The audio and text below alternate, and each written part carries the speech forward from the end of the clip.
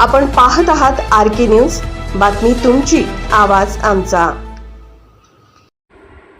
खिद्रापूरकरांवर अन्याय होऊ देणार नाही। आमदार डॉक्टर राजेंद्र पाटील यड्रावकर खिद्रापूर गावकऱ्यांच्या घरांवर, हक्कावर आणि भवितव्यावर कोणतीही गदा येऊ देणार नाही। ग्रामस्थांना न्याय मिळवून देण्यासाठी आवश्यक असलेली प्रत्येक कायदेशीर लढाई लढू, गरज पडल्यास उच्च न्यायालयापासून सर्वोच्च न्यायालयापर्यंत जाऊ, मात्र खिद्रापूरकरांवर अन्याय होऊ देणार नाही, अशी ठाम ग्वाही आमदार डॉक्टर राजेंद्र पाटील यड्रावकर यांनी दिली। भारतीय पुरातत्व विभागाच्या कारवाईविरोधात तसेच गावकऱ्यांच्या हक्काच्या संरक्षणासाठी खिद्रापूर ग्रामस्थांनी शनिवारी गावाच्या प्रवेशद्वारावर बेमुदत धरणे आंदोलन सुरू केले। या आंदोलनस्थळी आमदार यड्रावकर यांनी भेट देऊन ग्रामस्थांशी संवाद साधला। यावेळी बोलताना ते म्हणाले, खिद्रापूरच्या प्रत्येक नागरिकांचा प्रश्न हा माझा स्वतःचा प्रश्न आहे।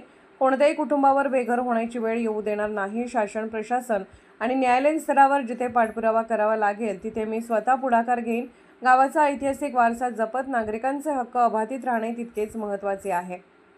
ऐतिहासिक श्री कोपेश्वर मंदिर भारतीय पुरातत्व विभागाच्या ताब्यात असले तरी गावातील नागरिक अनेक पिढ्यांपासून येथे वास्तव्यास आहेत। त्यांच्या नावावर मालमत्ता पत्रके, प्रॉपर्टी कार्ड तसेच शेतीची कागदपत्रे असल्याचा दावा ग्रामस्थांनी केला आहे। असे असताना काहींनी न्यायालयात याचिका दाखल करून ग्रामस्थांना बेघर करण्याचा प्रयत्न केल्याचा आरोपही आंदोलनकर्त्यांनी केला। भारतीय पुरातत्व कायद्यातील 100 व 300 मीटर निर्बंधातून खिद्रापूर गावाला सवलत द्यावी, गावकऱ्यांच्या घरावर व मालमत्तेवर कोणतीही अन्यायकारक कारवाई करू नये आणि गावातील विकास कामांना तातडीने परवानगी द्यावी, या प्रमुख मागण्यांसाठी ग्रामस्थांनी बेमुदत आंदोलन सुरू केले आहे।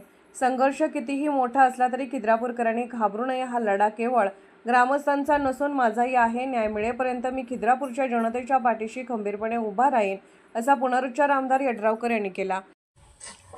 RK न्यूज चॅनलला लाईक करा, शेअर करा आणि सबस्क्राईब करा।